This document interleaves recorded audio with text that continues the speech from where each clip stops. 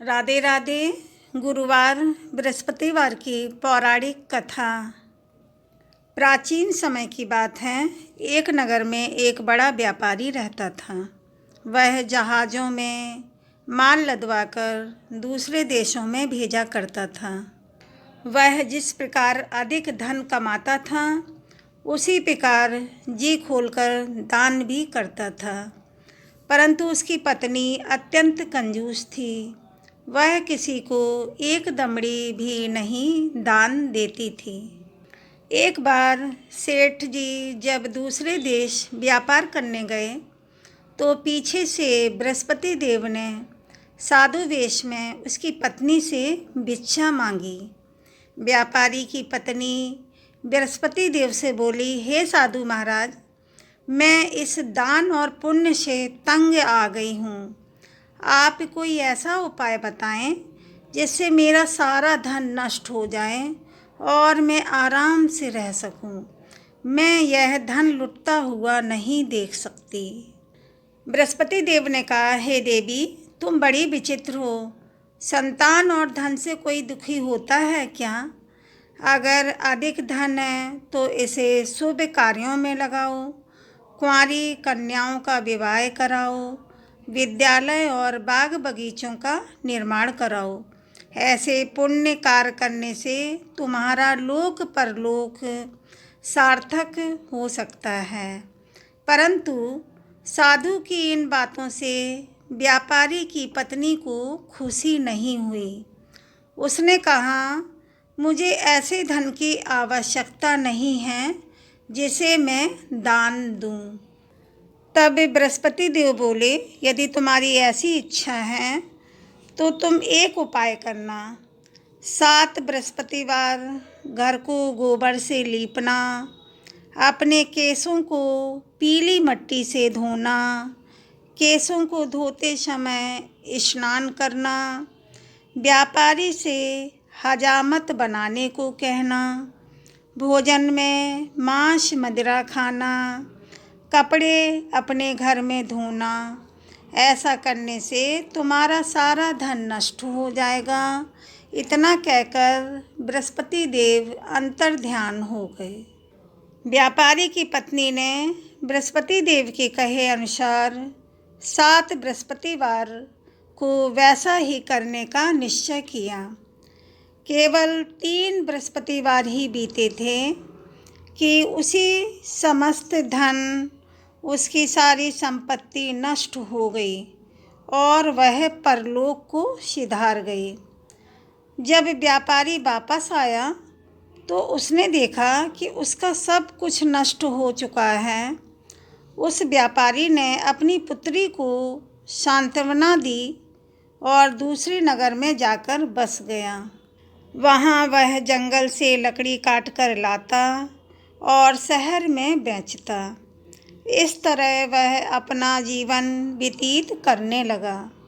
एक दिन उसकी पुत्री ने दही खाने की इच्छा प्रकट की, लेकिन व्यापारी के पास दही खरीदने के लिए पैसे नहीं थे। वह अपनी पुत्री को आश्वासन देकर जंगल में लकड़ी काटने चला गया। वहाँ एक वृक्ष के नीचे बैठकर अपनी पूर्व दशा पर विचार करके रोने लगा। उस दिन बृहस्पतिवार था। तभी वहाँ बृहस्पति देव साधु के रूप में सेठ के पास आए और बोले, हे मनुष्य, तू इस जंगल में किस चिंता में बैठा है? तब व्यापारी बोला, हे महाराज, आप सब कुछ जानते हैं। इतना कहकर व्यापारी अपनी कहानी सुनाकर रो पड़ा। बृहस्पति देव बोले, देखो बेटा, तुम्हारी पत्नी ने बृहस्पति देव का अपमान किया था, इसी कारण तुम्हारा यह हाल हुआ है। लेकिन अब तुम किसी प्रकार की चिंता मत करो।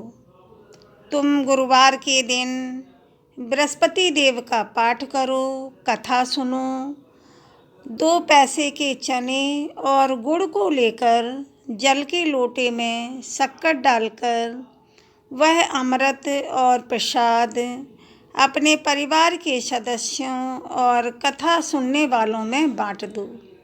स्वयं भी प्रसाद और चरणामृत लो, भगवान तुम्हारा अवश्य कल्याण करेंगे। साधु की बात सुनकर व्यापारी बोला, महाराज, मुझे तो इतना भी नहीं बचता कि मैं अपनी पुत्री को दही लाकर दे सकूं। इस पर साधु जी बोले, तुम लकड़ियां शहर में बेचने जाना। तुम्हें लकड़ियों के दाम पहले से चौगुने मिलेंगे, जिससे तुम्हारे सारे कार्य सिद्ध हो जाएंगे। उसने लकड़ियां काटी और शहर में बेचने के लिए चल पड़ा।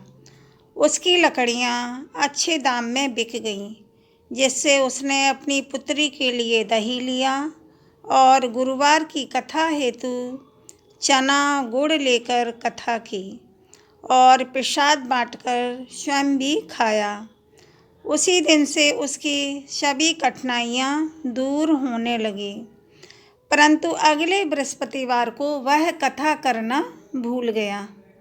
अगले दिन वहाँ के राजा ने एक बड़े यज्ञ का आयोजन करके पूरे नगर के लोगों के लिए भोज का आयोजन किया। राजा की आज्ञा अनुसार पूरा नगर राजा के महल में भोज करने गया, लेकिन व्यापारी व उसकी पुत्री तनिक विलंब से पहुँचे। अतः उन दोनों को राजा ने महल में ले जाकर भोजन कराया। जब वे दोनों लौट कर आए, तब रानी ने देखा कि उसका खूंटी पर टंगा हुआ हार गायब है। रानी को व्यापारी और उसकी पुत्री पर संदेह हुआ कि उसका हार उन दोनों ने ही चुराया है। राजा की आज्ञा से उन दोनों को कारावास की कोठरी में कैद कर दिया गया। कैद में पड़कर दोनों अत्यंत दुखी हुए। वहाँ उन्होंने बृहस्पति देवता का स्मरण किया।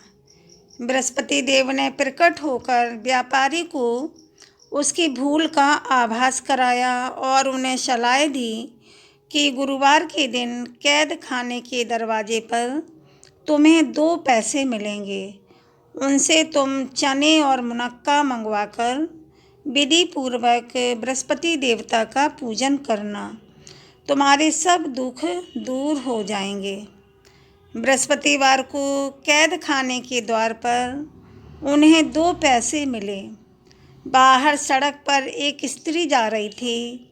व्यापारी ने उसे बुलाकर गुड़ और चने लाने को कहा। उस पर वह स्त्री बोली, मैं अपनी बहू के लिए गहने लेने जा रही हूँ, मेरे पास समय नहीं है। इतना कहकर वह चली गई। थोड़ी देर बाद वहाँ से एक और स्त्री निकली। व्यापारी ने उसे बुलाकर कहा कि हे बहन, मुझे बृहस्पतिवार की कथा करनी है, तुम मुझे 2 पैसे का गुड़ और चना ला दो। बृहस्पति देव का नाम सुनकर वह स्त्री बोली, भाई, मैं तुम्हें अभी गुड़ और चना लाकर देती हूँ। मेरा इकलौता पुत्र मर गया है, मैं उसके लिए कफन लेने जा रही थी, लेकिन मैं तुम्हें पहले तुम्हारा काम करूँगी, उसके बाद अपने पुत्र के लिए कफन लाऊंगी।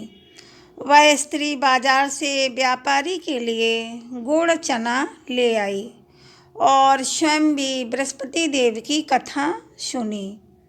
कथा के समाप्त होने पर वह स्त्री कफन लेकर अपने घर गई। घर पर लोग उसके पुत्र की लाश को राम नाम सत्य है कहते हुए शमशान ले जाने की तैयारी कर रहे थे। स्त्री बोली, मुझे अपने लड़के का मुख देख लेने दो। अपने पुत्र का मुख देखकर उस स्त्री ने उसके मुंह में प्रसाद और चरणामृत डाला। प्रसाद और चरणामृत के प्रभाव से वह पुनः जीवित हो गया। पहली स्त्री जिसने बृहस्पति देव का निरादर किया था, वह जब अपने पुत्र के विवाह हेतु पुत्र वधू के लिए गहने लेकर लौटी और जैसे ही उसका पुत्र घोड़ी पर बैठकर निकला, वैसे ही घोड़ी ने ऐसी उछाल मारी कि वह घोड़ी से गिरकर मर गया। यह देख स्त्री रो रो कर बृहस्पति देव से क्षमा याचना करने लगी। उस स्त्री की याचना से बृहस्पति देव साधु वेश में वहां पहुंचकर कहने लगे, हे देवी, तुम्हें अधिक विलाप करने की आवश्यकता नहीं है। यह बृहस्पति देव का अनादर करने के कारण हुआ है। तुम वापस जाकर मेरे भक्त से क्षमा मांगकर कथा सुनो, तब ही तुम्हारी मनोकामना पूर्ण होगी। जेल में जाकर उस स्त्री ने व्यापारी से माफ़ी मांगी और कथा सुनी। कथा के उपरांत वह प्रसाद और चरणामृत लेकर अपने घर वापस गई। घर आकर उसने चरणामृत अपने मृत पुत्र के मुख में डाला। चरणामृत के प्रभाव से उसका पुत्र भी जीवित हो उठा।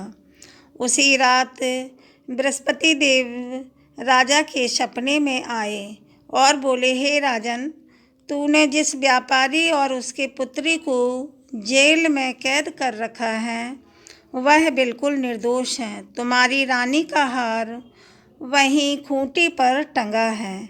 दिन निकला तो राजा रानी ने हार खूंटी पर लटका हुआ देखा। राजा ने उस व्यापारी और उसकी पुत्री को रिहा कर दिया और उन्हें आधा राज्य देकर उसकी पुत्री का विवाह उच्च कुल में करवाकर दहेज में हीरे जवाहरत दिए। सभी लोग प्रेम से बोलो, बृहस्पति देव भगवान की जय। हे बृहस्पति देव भगवान, सबकी मनोकामना पूरी करना।